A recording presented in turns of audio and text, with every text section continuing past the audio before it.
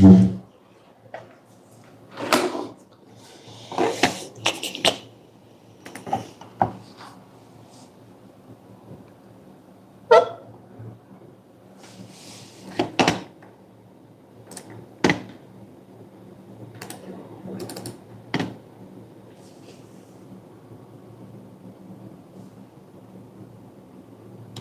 สดีครับเดี๋ยวลองเทสไมค์ดูนะครับ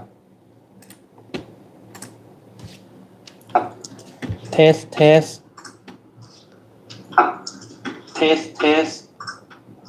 ทัด1 2 3ทัด1 2 3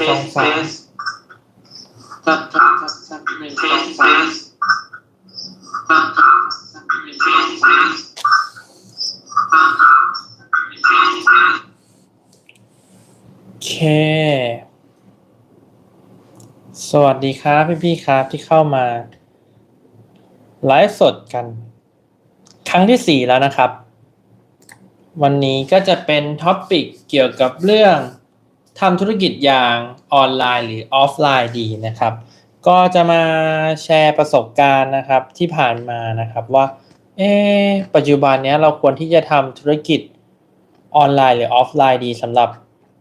ยางรถยนต์นะครับวันนี้อาจจะเป็นเนื้อหายาวๆกันสักหน่อยนะครับแต่ก็ผมว่าได้ประโยชน์สำหรับคนเข้ามาฟังมากๆขอปรับกล้องแป๊บนึงนะครับโอเคแล้วแหละโอเค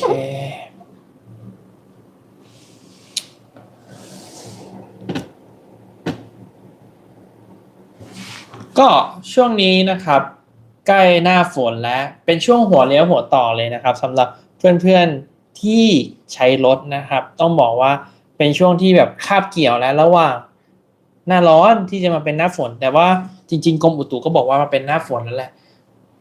ช่วงหน้าฝนเนี่ยเป็นช่วงที่สำคัญที่สุดนะครับในช่วงของเรื่องความปลอดภัยของยางนะครับถ้าเพื่อนๆยางโล้นแล้วเนี่ยช่วงนี้ผมแนะนำเลยว่าให้เปลี่ยนยางดีกว่าเพราะว่ายางของคุณเนี่ยจะไม่สามารถที่จะรีดน้ำได้แล้วนะครับแล้วก็มีโอกาสทำให้ปัญหาการเหินน้ำรถยนต์เสียหลักเนี่ยเป็นปัญหาหลักเลยของยางรถยนต์นะครับผมก็ถ้าเพราะฉะนั้นเนี่ยก็คือเหมือนกับให้ทุกท่านเนี่ยช่วงนี้ไปตรวจเช็คยางกันดูนะครับว่ายางของเราเนี่ยเหลือร่องยางอยู่ไหมถ้ายังเหลือโอเคยังใช้ต่อได้แต่ถ้าไม่เหลือแล้วเนี่ยผมแนะนำให้เปลี่ยนยางคู่เส้นใหม่เลยนะครับทั้ง4เส้นเลยจะดีมากแต่ถ้าสมมติว่าไม่ไหวจริงๆผมก็แนะนำให้เปลี่ยนเป็นคู่นะครับซึ่งคู่ยางคู่ไหนที่จะเหมาะสมที่สุดที่จะเปลี่ยนนะวันนี้ก็คือคู่หลังนะครับเพราะว่าคู่หลังเนี่ยอย่างน้อยๆเนี่ยถ้าคู่หน้าเนี่ยเราเสียหลักเรายังมีพวงมาลัยคอยแฮนเดิลนะครับก็คือคอยบังคับทิศทางซ้ายขวานะครับแต่ว่าถ้าสมมุติว่าคู่หลังเนี่ยล่องดอกยางไม่มีแล้วนะแล้วมีการเหินน้ำเนี่ยมีโอกาสที่ทำให้ท้ายปัดท้ายเสียหลักเนี่ยได้ง่ายมากกว่านะครับเพราะฉะนั้นถ้าสมมติว่าเพื่อนๆเนี่ยในช่วงหน้าฝนเนี่ยเพื่อนๆมีงบจำกัดจริงๆแล้วเปลี่ยนได้แค่คู่เดียวนะครับ2เส้นนะครับก็แนะนำให้เปลี่ยนเป็นคู่หลังนะครับอย่าเปลี่ยนเป็นคู่หน้านะครับเพราะว่าไม่อย่างนั้นเนี่ยผมว่าโอกาสที่จะท้ายตูดปัดท้ายปัดมันเยอะกว่านะครับผมก็มาเกริ่นนำนะครับสำหรับในไลฟ์ครั้งที่4ครั้งนี้นะครับก็คือช่วงหน้าฝนนะครับแนะนำให้เปลี่ยนยางนะครับผมอาทิตย์ที่ผ่านมาผมอ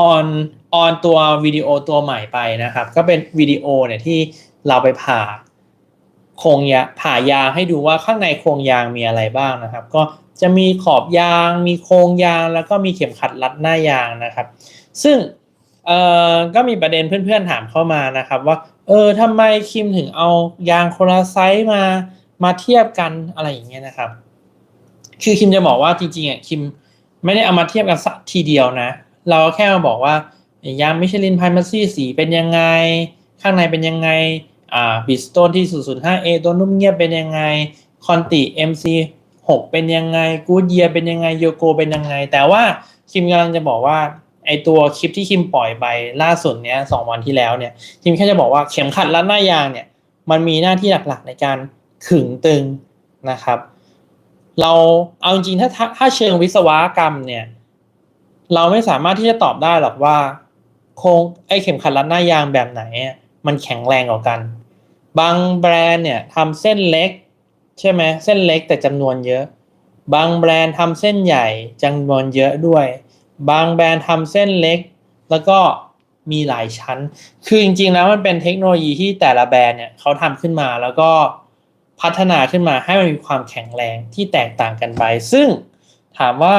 คิมสามารถฟันธงได้ไหมว่าอันไหนแข็งแรงที่สุดแต่ละแบรนด์เนี่ยแต่คิมต้องบอกเลยว่าคิมไม่สามารถที่จะฟันธงได้แต่คิมแค่จะบอกว่าไอเนี่ยการที่เข็มขัดรัดหน้ายางเนี่ยที่บางแบรนด์เนี่ยที่เขาทำให้มัน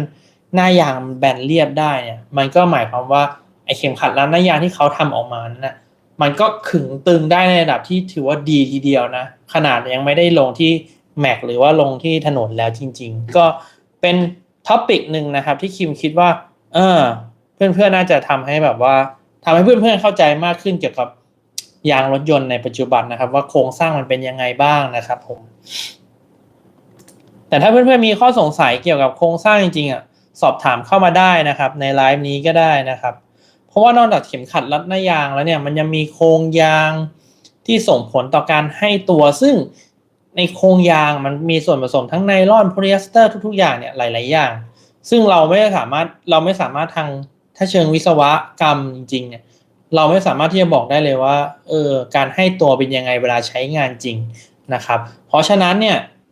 คิมคือแค่เอามาให้ดูเปรียบเทียบเฉยๆว่าหน้ายางที่เขาแฟดกันความแตกต่างของเทคโนโลยีที่มันเอามาทำกันเนี่ยถ้าเพื่อนๆได้ดูคลิปนะเพื่อนๆจะเห็นเลยว่ามิชลินมันเส้นเล็กกว่านะเส้นลวดเส้นเล็กกว่าแต่ว่าความแฟดของหน้ายางคือแบบดีมากเหมือนกันบิดสโตนเส้นลวดใหญ่จำนวนเยอะความแฟดก็ทำได้เช่นเดียวกันคอนติเนนตัลมี4ชั้นเข็มขัดรัดหน้ายางก็ทำให้หน้ายางเรียบได้เหมือนกันนะครับเพราะฉะนั้นมันเป็นการออกแบบของแต่ละแบรนด์นะว่าแบรนด์ไหนอยากให้มีความแข็งแรงในรูปแบบไหนนะครับเส้นเล็กลวดจำนวนเยอะๆมัดเยอะๆอันนี้ก็มีผลนะครับผม ก็ยังไงถ้าสมมติว่าเพื่อนๆยังไม่ได้ดูนะครับก็เข้าไปดูในช่องไทยบิดเราได้นะครับตอนนี้ก็คือเป็นคลิปแรกเลยก็คือผ่ายาง7แบรนด์นะครับเพื่อนๆเข้าไปดูได้เลยนะครับผม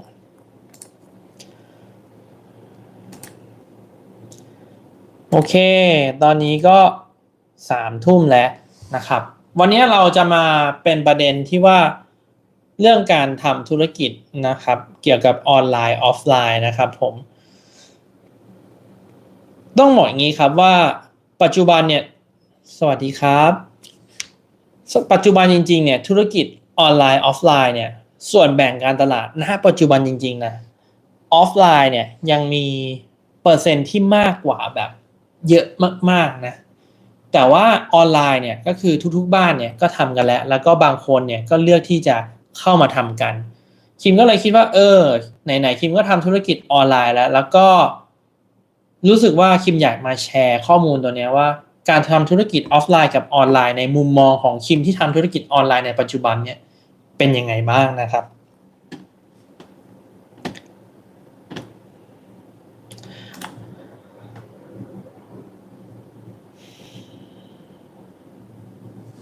คือต้องบอกงี้ครับว่าอย่างที่ผมบอกไปธุรกิจ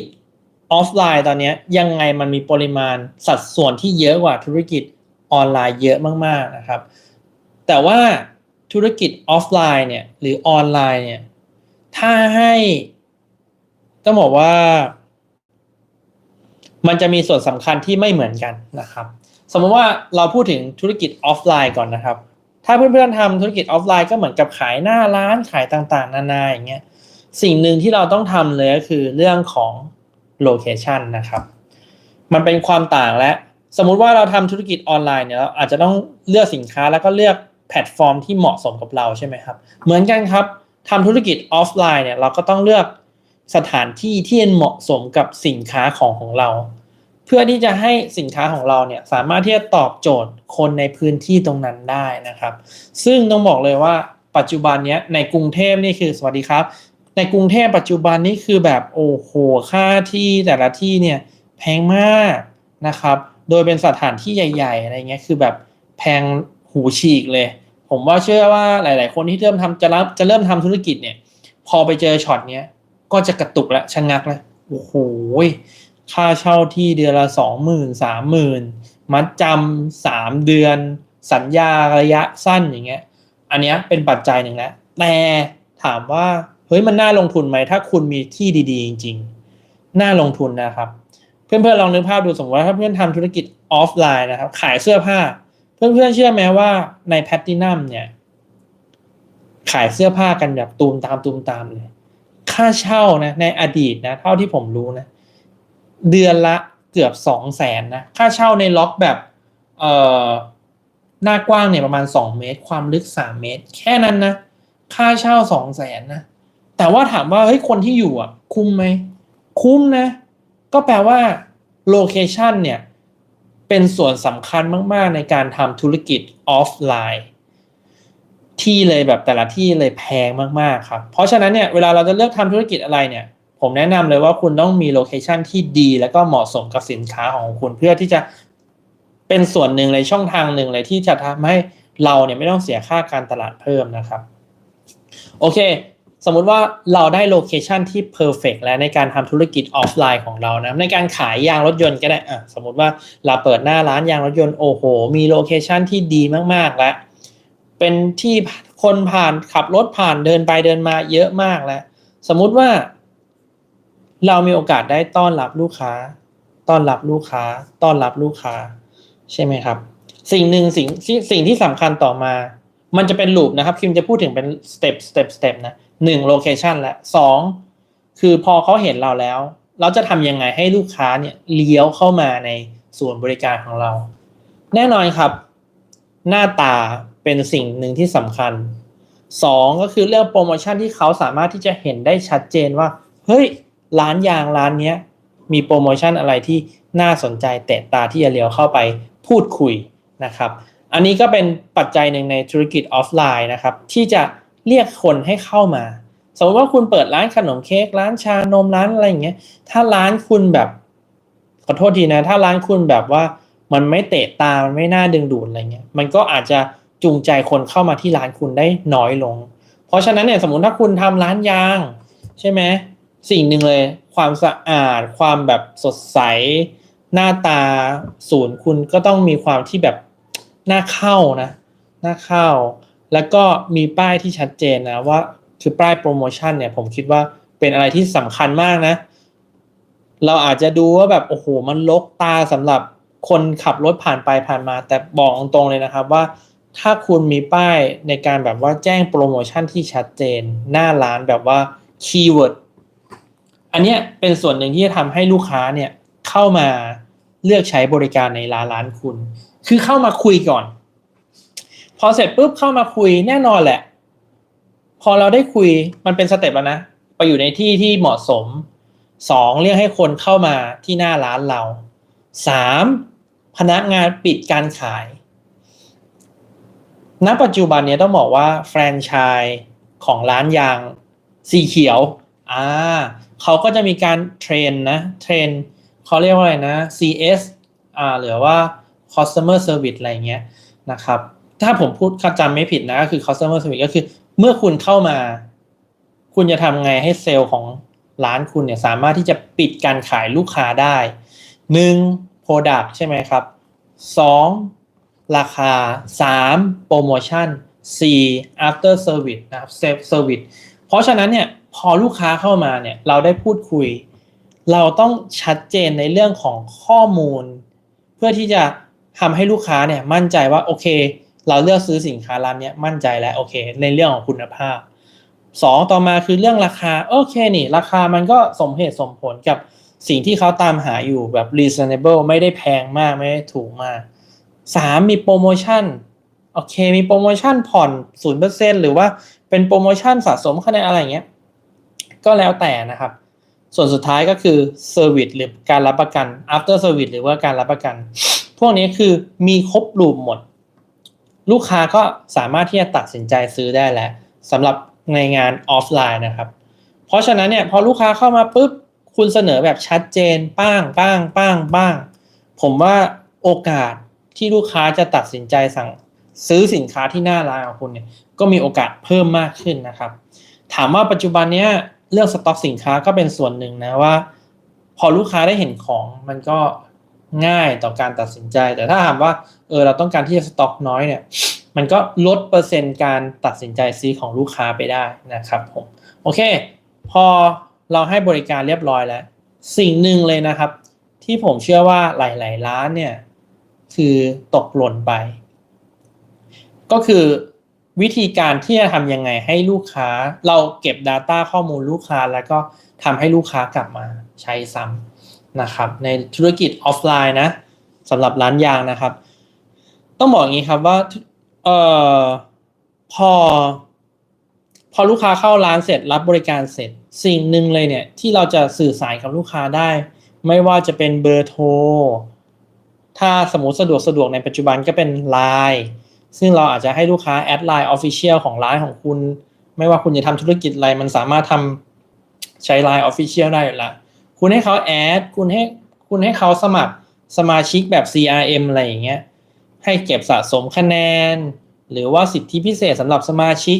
พวกเนี้ยมันเหมือนกับว่าต้องบอกงี้ถ้าเทียบสัดส่วนกันเนาะสมมุติว่าใน10คนนะครับที่เราใช้ CRM พวกนี้เนี่ยมีอัตราการกลับมาซื้อเนี่ยอยู่ประมาณทัก 40% นะมันยังดีกว่านะถ้าสมมติว่าคุณไม่มีสมมติว่าคุณขายสินค้าที่เหมือนกับที่อื่นๆนะ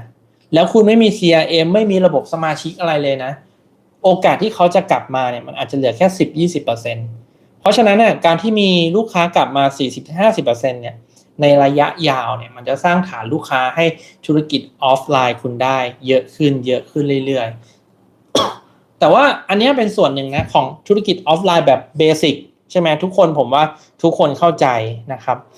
ส่วนหนึ่งเนี่ยที่อยากจะพูดถึงนะวันนี้ก็คือในธุรกิจออฟไลน์ที่คิมยังสนใจแล้วก็คิดว่ามันยัง effective จริงๆเนี่ยหลังจากคุณจับตั้งมั่นในเรื่องของระบบสเต็ปเบสิกเรียบร้อยแล้วเนี่ยอีกสิ่งหนึ่งที่คุณต้องทำก็คือการนำเสนอว่าแล้วคนจะรู้จักร้านเราได้ไงบางทีนะบางร้านนะโอ้โหงานบริการเนี๊ยบมากงานช่างดีมากราคาดีมากแต่ว่าไม่มีใครรู้ไงประเด็นคือไม่มีใครรู้เพราะฉะนั้นเนี่ยมันก็กลับมาเป็นอีหลอบเดิมก็คือเราก็ต้องมาอยู่ในโลกของออนไลน์เนาะเพื่อที่จะทำให้ทุกคนเนี่ยได้รู้จักว่าร้านของเราที่ตั้งอยู่ตรงสถานที่ A นะมีรู้จักได้ยังไงใช่ไหมแน่นอนทุกวันนี้ใน2024ปีนี้เนี่ยสิ่งที่แบบว่าดีที่สุดนะก็คือเรื่องของช็อตวิดีโอนะครับเพื่อนๆที่อาจจะไปทำรูปภาพวิดีโอยาวๆอะไรเงี้ยสำหรับโฆษณาตัวตนสร้างตัวตนของตัวเองเนี่ยผมว่าอาจจะตอบโจทย์แต่ตอบโจทย์ช้าถ้าแนะนำนะครับปัจจุบันคุณใช้ช็อตวิดีโอนะก็จะสามารถที่จะตอบโจทย์คนคอน sumer ได้ตอบโจทย์ผู้บริโภคได้เข้าถึงผู้บริโภคได้เร็วมากกว่าวิดีโอยาวๆหรือว่าแค่รูปภาพนะครับแต่ว่าส่วนหนึ่งที่สำคัญเลยที่คิมแบบว่าพูดกับทุกๆร้านเลยที่เป็นสมาชิกของเราอะไรเงี้ยคือเราต้องหาอัตลักษณ์ในการทำคอนเทนต์ของเราให้เจอสมมุติว่าคือต้องบอกว่าปัจจุบันนี้เราไม่มีใครขายสินค้าคนเดียวสิ่งเดียวในตลาดได้หรอกมันโอกาสน้อยมากนอกจากคุณจะมีอินโนเวชันที่แบบล้ำมากๆอะไรเงี้ยเพราะฉะนั้นเรื่องขายยางรถยนต์เนี่ยโอ้โหคือร้านยางมีเป็นตับใช่ไหม B Quick เอง Auto Back เองทุกๆบ้านเนี่ย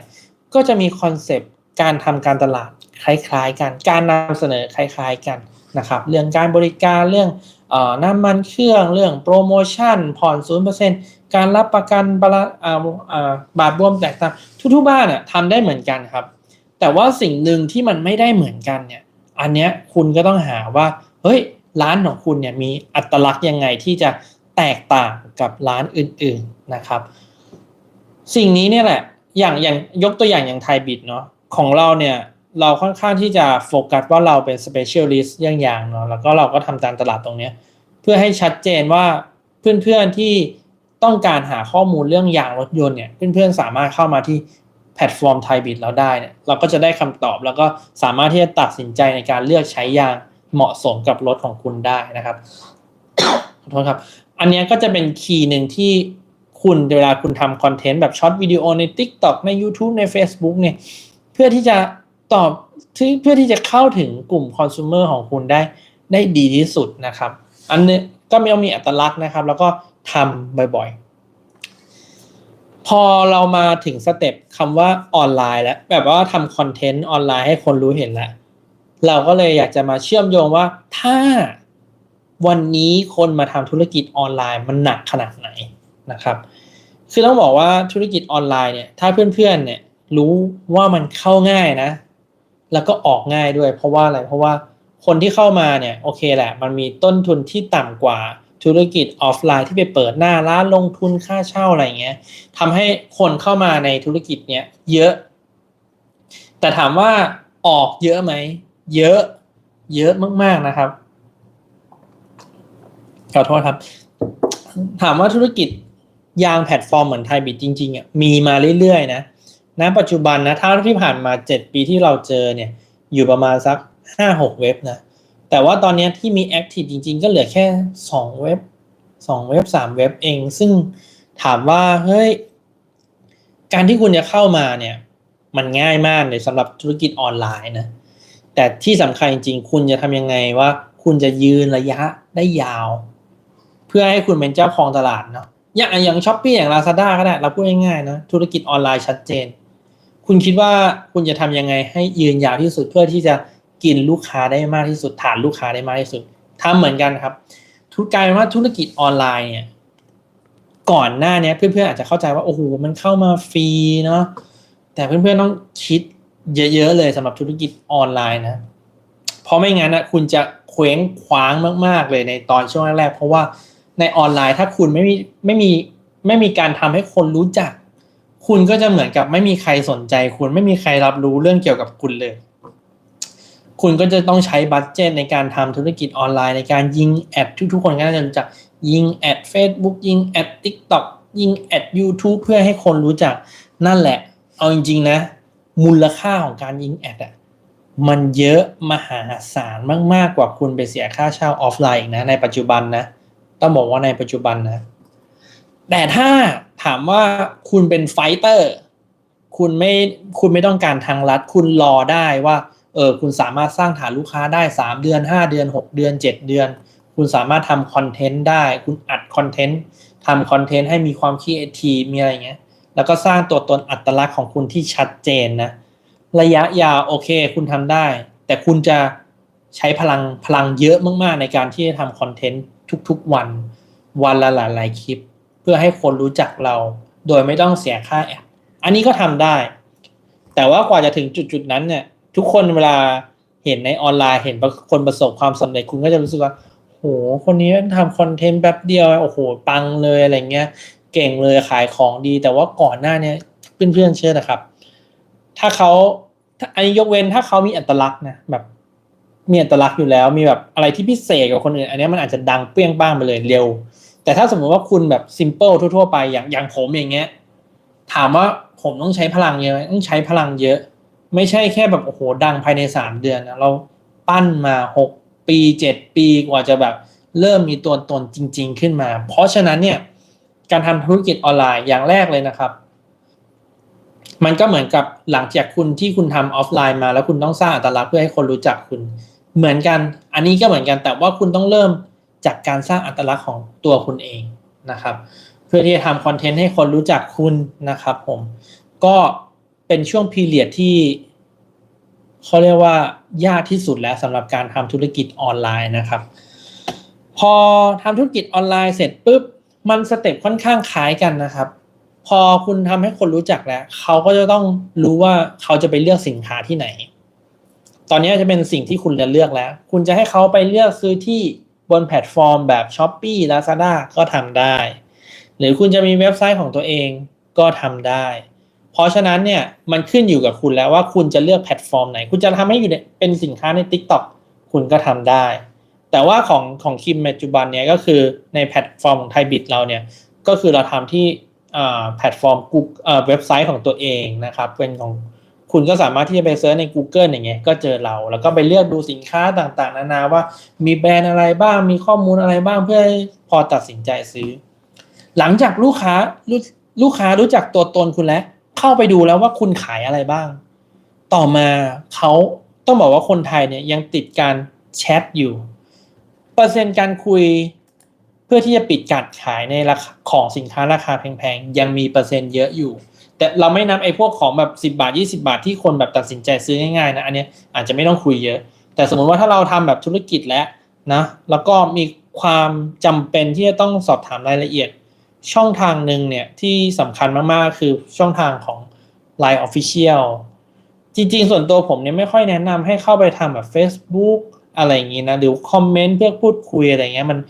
มันเก็บ Data ข้อมูลลูกค้าได้น้อยจริงๆเราก็จะเลือกใช้เป็น Line Official ให้ลูกค้าเข้ามาที่ Line Official ใช่ไหมครับแน่นอนเหมือนกันครับ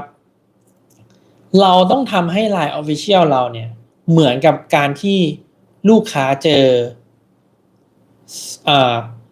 customer service ที่หน้าร้าน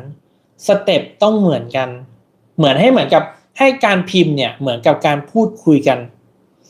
เป็นกันเองไม่ใช่คอมพิวเตอร์ไอเนี่ยมันจะส่งผลในเรื่องของอัตราการปิดการขายได้ดี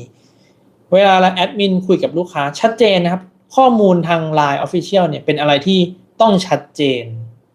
ละเอียดชัดเจนนะครับแล้วก็ลูกค้าอ่านปุ๊บเคลียร์แล้วว่าอ๋อ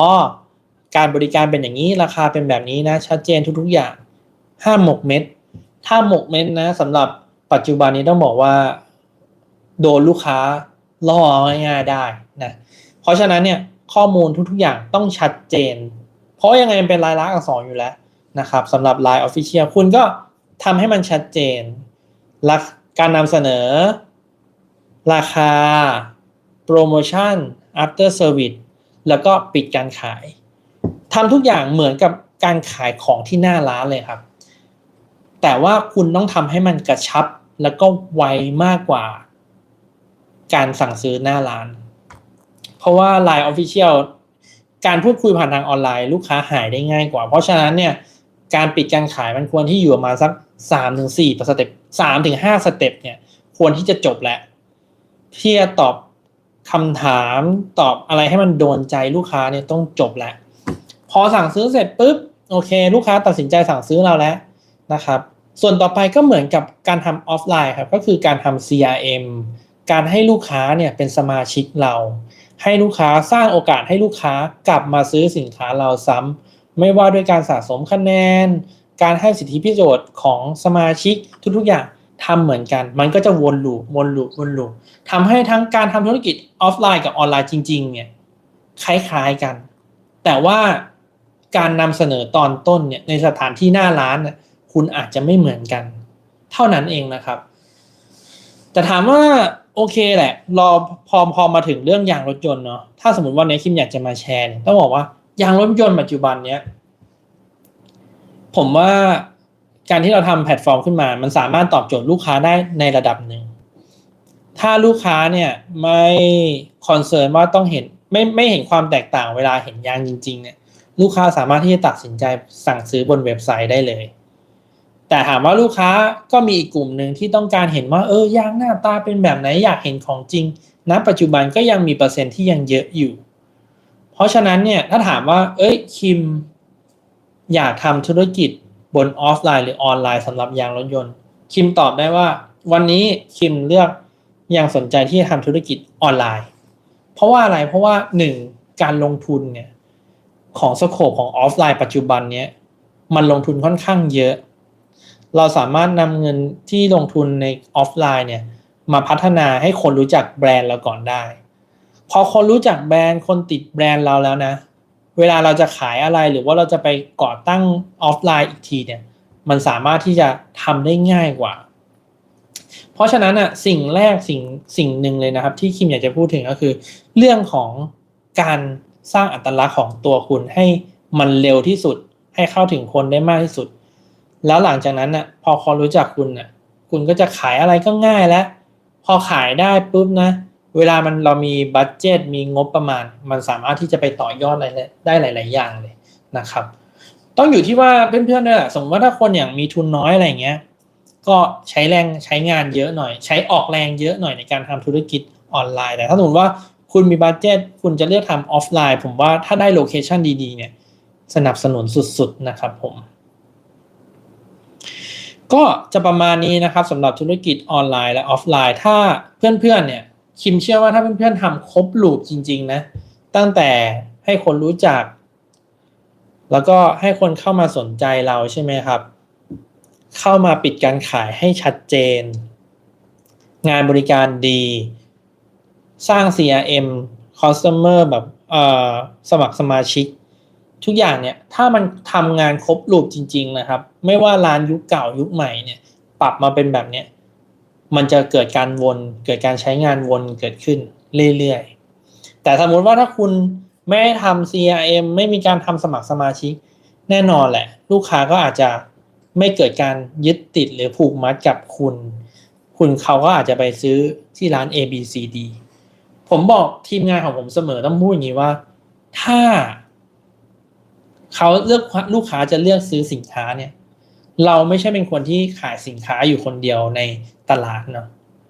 ถ้าคุณไม่อยากขายคุณเซอร์วิสไม่ดีแน่นอนลูกค้าก็เข้าไปซื้อร้าน B ร้าน C ร้าน D ได้ภายในทันทีภายใน5นาทีเลยนะครับลูกค้านะปัจจุบันตอนนี้มีตัวเลือกเยอะมากบนออนไลน์ทำให้เวลาถ้าเพื่อนๆเข้ามาทำที่ออนไลน์เนี่ยคุณต้องแบบเร็วกระชับเพื่อที่จะปิดการขายได้เร็วนะครับอันนี้ก็จะเป็นข้อมูลหนึ่งนะครับที่คิมอยากจะมาแชร์ว่าสมมติว่าถ้าเพื่อนๆเนี่ยอยากทำธุรกิจออฟไลน์หรือออนไลน์เนี่ย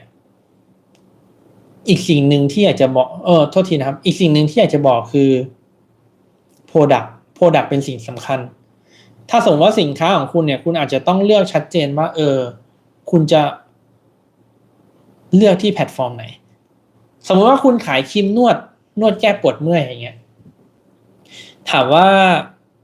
ทำยังไงให้คนแบบรู้สึกสัมผัสถึงสินค้าของคุณได้แน่นอนมันก็ต้องแบบว่าเป็นการขายออฟไลน์เพื่อให้คนได้ทดลองแต่ถามว่าอยู่ดีคุณเป็นเจ้าใหม่ขายครีมนวดแก้ปวดเมื่อยแล้วคุณไปทำออนไลน์100%น่ะแล้วใครจะรู้ว่า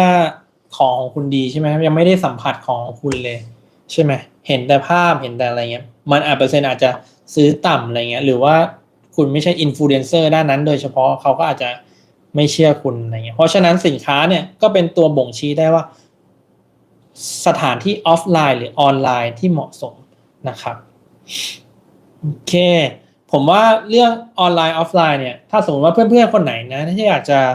ปรึกษาคิมนะสามารถที่จะทักเข้ามาได้นะครับคิมก็ยินดีให้คำปรึกษานะครับสำหรับธุรกิจออฟไลน์ออนไลน์นะครับ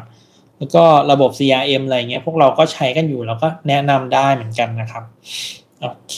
แล้วเพื่อนๆมีคนไหนมีอยากต้องการสอบถามเรื่องยางสอบถามได้เลยนะครับตอนนี้เดี๋ยวเราจะทำคลิปใหม่ด้วยนะครับช่วงปลายเดือนนี้เราจะทำคลิปแบบว้าวคือเราจะเอากล้องไปติดในท้องยางเลย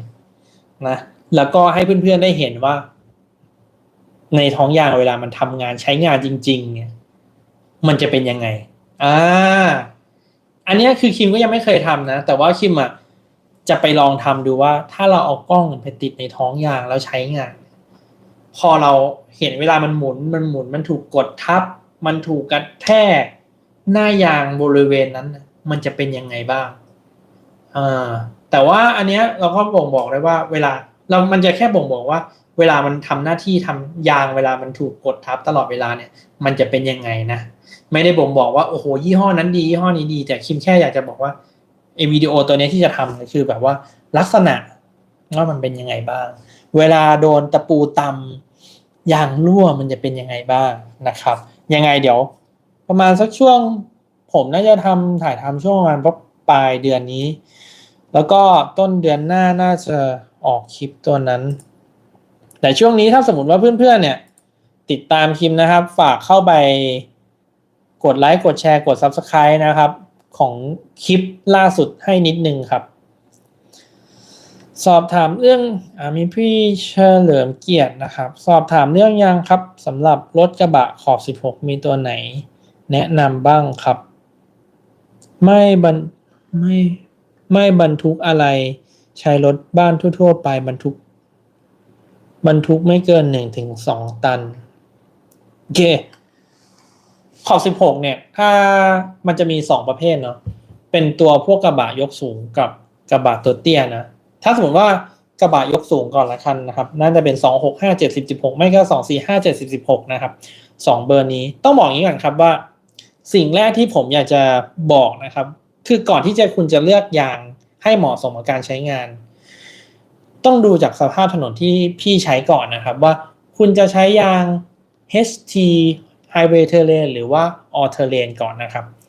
ไอ้ Highway Terrain แน่นอนแหละคือคุณวิ่งหลังถนนที่ 90% แล้วก็นอกถนนอยู่ที่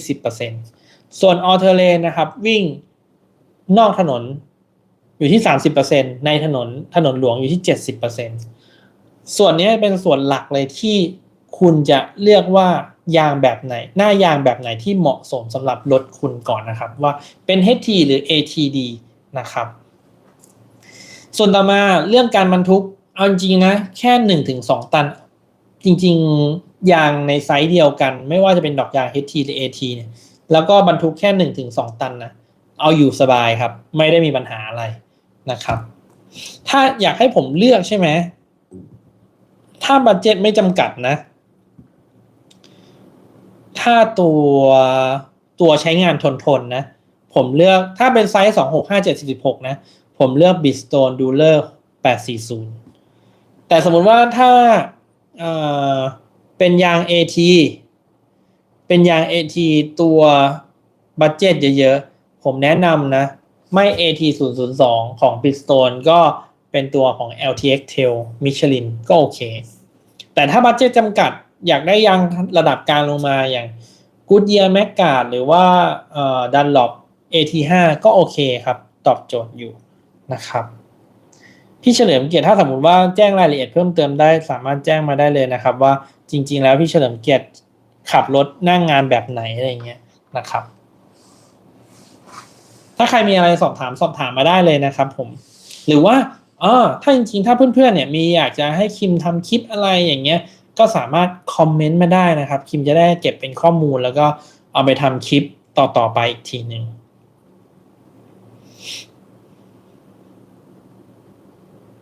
เพื่อนๆคิดว่าผมมาไลฟ์เวลา3 ทุ่มตอนนี้แบบโอเคไหมผมกำลังคิดอยู่ว่าผมควรที่จะปรับเวลาไลฟ์สดไหมว่าเป็นช่วงแบบเร็วกว่านี้ประมาณสัก1 ทุ่มดีไหมอะไรอย่างเงี้ยครับหรือว่าเวลา3 ทุ่มดีเพราะว่าจะได้สบายๆทุกๆคนไม่ต้องแบบติดภาระของครอบครัวที่บ้านอะไรอย่างนี้แชร์มากันได้นะครับว่าสะดวกกันเวลาไหนเพราะว่าจะได้สะดวกกันทุกๆคน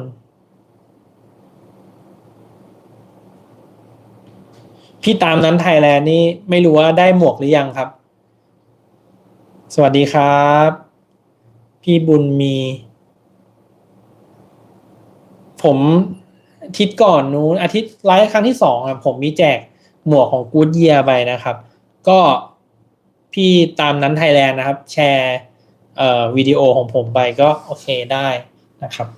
จริงวันนี้เอาจริงคิมมีกระเป๋ากระเป๋าสะพายของ Goodyear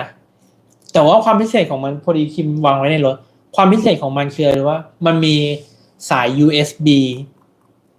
ถ้าเพื่อนๆเนี่ยผมว่าเพื่อนๆเข้าไปแชร์แล้วก็แคปส่งมาให้ที่ Line Official คิมก็ได้ครับก็คือไปแชร์วิดีโอตัวล่าสุดอะครับผ่ายาง7 ยี่ห้อนะครับแชร์ไปในFacebook หรือว่าในที่ไหนก็ได้นะครับแล้วก็เดี๋ยวเรามาจับฉลากกันสำหรับคนที่ได้มีกระเป๋าใบเดียวกระเป๋าสะพายแค่ใบเดียวนะครับกระเป๋าเป้ใบหลังใบเดียวของกูดเยียร์สวยอยู่นะครับผมโอเคพี่ตามนั้นไทยแลนด์ได้แล้วนะครับผมหวังว่าจะชอบนะครับก็ไปใส่กันแดดได้นะครับ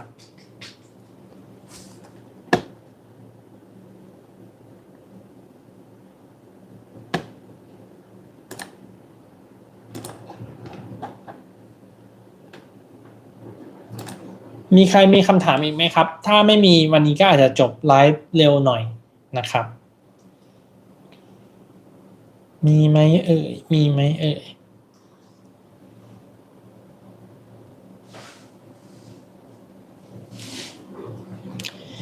และอีกคำถามครับรถอีกคำปัจจุบันใช้ BF Goodrich KO2 ขับ18ใช้กับ Next Gen ขับ4ใช่ไหมออฟโรดลูกลานออฟโรดเอาจริงๆนะพี่เฉลิมเกียรติครับถ้าพี่ใช้ KO2 เอาจริงๆ KO2 เนี่ยเป็นยาง AT ที่ถือว่าตัวท็อปสุดแล้วนะ น่าจะไซส์265/60/18นะถ้าตัวท็อปของ AT จริงๆนะผมว่า KO2 คือ the best ถ้าเพื่อนๆได้ใช้นะมันโคตรทนเลยแล้วผมอะเพิ่งเห็นนะที่มิชลินมารีวิวใช้100,000 โล BF Goodrich KO2 ใช้100,000 โลซื้อครั้งเดียวโคตรคุ้มแล้วคือเขาใช้จนแบบหมดดอกยางเลยแล้วก็ไอตัว KO2 ส่วนหนึ่งที่สำคัญนอกจากตะกุยดีแล้วนะเนื้อยางแข็งแรงโครงยางคือแบบคือเบอร์หนึ่งเลยนะสำหรับเรื่องความคงทน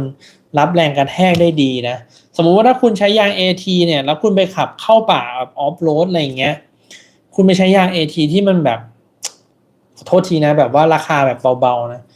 เวลาเจอกระแทกจริงๆนะแตกหรือว่าเวลาตะกุยเนี่ยก็แตกต่างกันชัดเจนนะบางแบรนด์เนี่ยราคาถูกก็จริงเวลาไปเข้าหน้างานเจอจานตะกุยอ่ะตะกุยไม่ไปอันนี้คือเรื่องจริงเลยที่ไปเทสแต่ถ้าแบบ KO2 อ่ะตะกุยแล้วแบบหลุดจากหล่มได้ดีอ่ะอันนี้มันเป็นอะไรที่แบบเขาก๊อปปี้ลายดอกยางก็จริงนะแต่มันเหมือนกับมีบางอย่างที่แบบซัมติงที่แบบเขาไม่สามารถก๊อปได้ทำให้มันเกิดความต่างนะครับถ้าสมมติถ้าแนะนำอย่างเงี้ย KO2 คือ the best ถ้าพี่อยากจะลองลงมาพี่ต้องรับได้เกี่ยวกับเรื่องว่า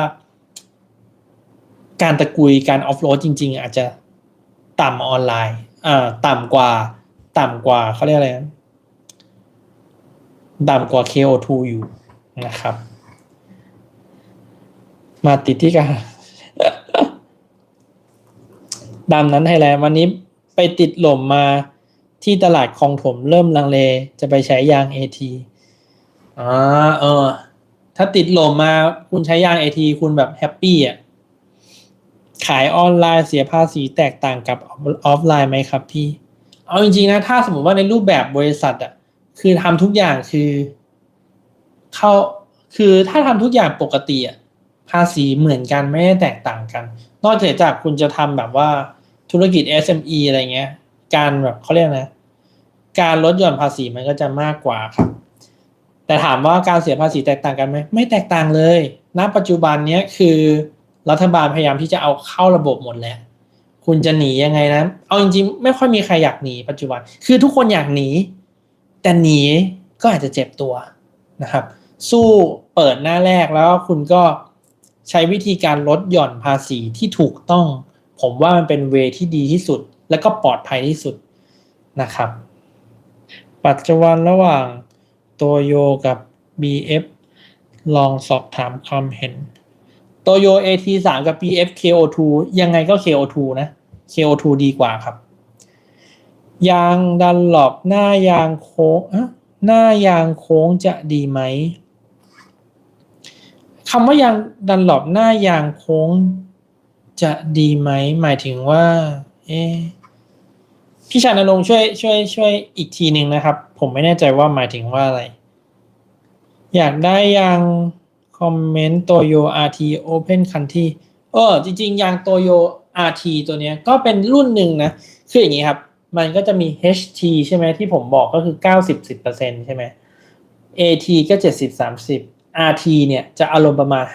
50-50นะครับนอกถนน50ในถนน50ส่วน MT เนี่ยก็จะเป็น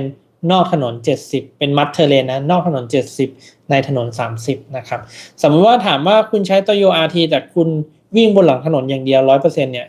ผมว่าใช้ AT ก็อาจจะเหมาะสมมากกว่าแต่ถ้าสมมติว่าถ้าคุณแบบวิ่งเข้าสวนครึ่งต่อครึ่งกับถนนหลวงเนี่ย RT ก็ตอบโจทย์ครับ Open Country RT เนี่ยของโตโยค่อนข้างดีเลยนะ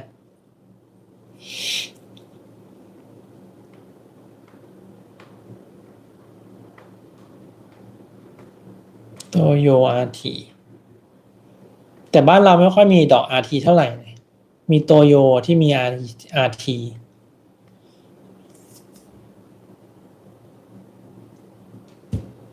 ดันหลบหน้ายางโค้งจะดีไหมเอาจริงๆนะคำว่าหน้ายางโค้งเนี่ยมันไม่ได้ดีนะคือสมมติว่าเราเปรียบเทียบกันเนาะเวลาหน้ายางเนี่ยโค้งมันเท่ากับจริงๆแล้วพื้นที่ผิวสัมผัสหน้ายางเนี่ยมันจะสัมผัสแค่บริเวณตรงกลางเป็นหลักถ้าสมมติว่าแบรนด์ที่เป็นคุณภาพดีๆมันจะแฟตอย่างนี้เวลาสัมผัสกับพื้นถนนนะครับมันก็จะเต็มหน้าตลอดเวลานะครับไอ้ตรงนี้มันจะดีกว่าหน้ายางไม่แบนราบผมว่าถามว่าดีไหมผมว่าไม่ดี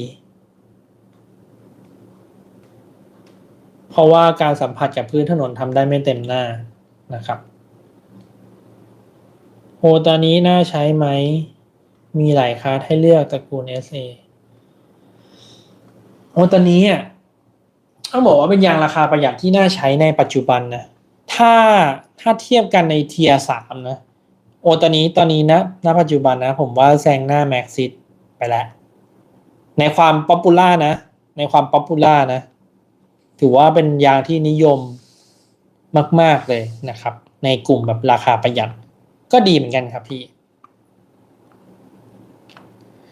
ยางแบรนด์ไทยโอตอนนี้ดีสโตนถ้า2แบรนด์นี้ติดตลาดมากกว่าน่าจะเป็นโอตอนนี้ที่ติดตลาดมากกว่าแชร์มาร์เก็ตเยอะกว่าครับแต่ปัจจุบันนะโอตอนนี้ดีสโตนนะผมก็ไม่ค่อยเห็นแบบบวมสักเท่าไหร่คือมันมีบวมบ้างแต่แบบไม่ได้เยอะมากนะครับแบบแทบน้อยแล้วอ่ะเปอร์เซ็นต์น้อยมากๆ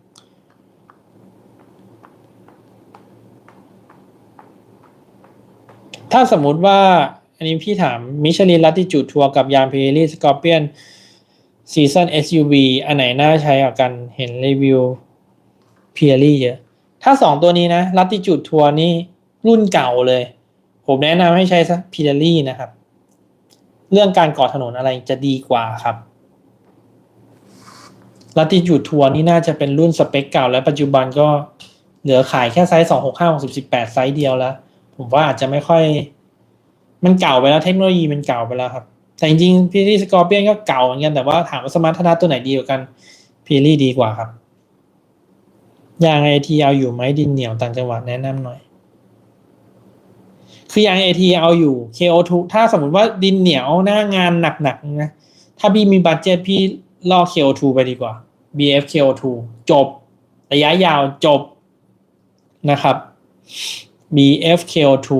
ตะกุยดินแบบดีมากจริงๆนะแต่ว่าอันเนี้ยเอาจริงๆถ้าสมมติว่ามันตกหล่มเขาเรียกไงหลุมลมหนักจริงๆอ่ะมันก็ต้องมีตัวช่วยเพิ่มอ่ะไม่ว่าจะแผ่นยางแผ่นไม้อะไรเงี้ยถ้ามันตกหล่นจริงๆนะแต่ถามว่าการตะกุยของ KO2 BF KO2 ดีไหมดีกว่านะครับถ้ามีให้เลือกเหรอดอกยาง AT KO2 น่าใช้แป๊บหนึ่งนะครับเดี๋ยวผมลองดูก่อน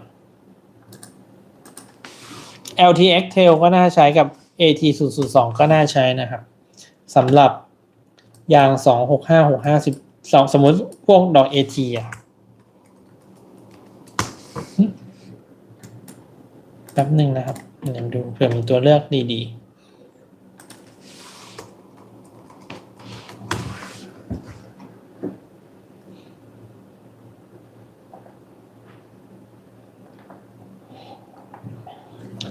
มี BFG KO2 นะครับ Bridgestone AT 002 AT5 Dunlop ถ้าอยากได้ราคาเบาๆหน่อย Goodyear Silent Tag AT ครับโตโย AT3 ไม่ก็โตโย RT ก็โอเคนะครับ RT ถ้าสมมติว่าคุณใช้ดินเหนียว RT ก็ดีแล้วก็โยโก G016 ตัวใหม่ดีกว่านะครับจากที่อธิบายพอมีแบ่งเทียร์ยางไหมครับสำหรับสาย AT ขอบคุณครับ คือจริงๆแบ่งเทียร์ยางจริงๆปัจจุบันเนี้ยมันก็เป็นคือใจผมไอ้คำว่าเทียร์ยางแบรนด์บนไล่ลงมาแล้วกันนะครับอย่างมิชลินบิสโตนโยโกลงมาลองลงมาก็จะเป็นโตโยนะครับดันหลบเอทีดีกว่าแล้วก็มากูดเยียแล้วก็พวกอย่างจีและแม็กซิสทั่วๆไปอะไรเงี้ยนะครับอ๋ออย่างดีสโตนแม็กซิสโอตานี้พวกเนี้ยก็จะอยู่แบบไล่ๆกันแต่ถามว่าถ้าในตัว AT จริงๆนะผมว่าโอตานี้กับดีสโตนดีกว่าแม็กซิส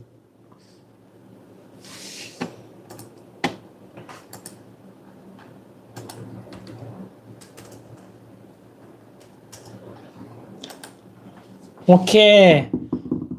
ก็จะครบชั่วโมงแล้วนะครับยังไงวันนี้ก็แต่เพียงเท่านี้ดีกว่าครับยังไงขอบคุณเพื่อนพี่เพื่อนๆทุกท่านมากๆนะครับสมมติว่าถ้าอย่างที่ผมบอกไปใครไปแชร์นะครับที่แชร์วิดีโอผ่า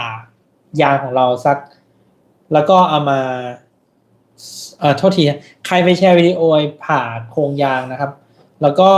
แคปมาให้ทางเราดูนะครับแล้วเดี๋ยวพรุ่งนี้ก็มาจับฉลากว่าใครจะได้กระเป๋าของกู๊ดเยียร์ไปนะครับกระเป๋าสะพายหลังเป้นะครับเป้สะพายหลัง1ใบนะครับอย่าลืมนะครับเรามีนัดกันทุกๆวันพุธนะครับเวลา3 ทุ่มนะครับถ้าสมมติว่าเพื่อนๆมีคำถามเรื่องยางสามารถถามในไลน์ก็ได้นะครับหรือว่าจะไปถามในไลน์ Official เราก็ได้ครับผมคิมก็จะมีแอดมินคอยตอบหรือว่าคิมเนี่ยก็คอยเข้าไปตอบนะครับแต่ว่าถ้าสมมติว่าใกล้แล้วหน้าฝนแล้วอยากจะเปลี่ยนยางก็อย่าลืมแพลตฟอร์มไทยบิดของเรานะครับ www.tiresbid.com นะครับผมยังไงวันนี้ขอบคุณมากนะครับเพื่อนๆที่ติดตามกันแล้วก็เข้ามาพูดคุยกันตลอดสนุกมากนะครับขอบคุณมากครับสวัสดีครับ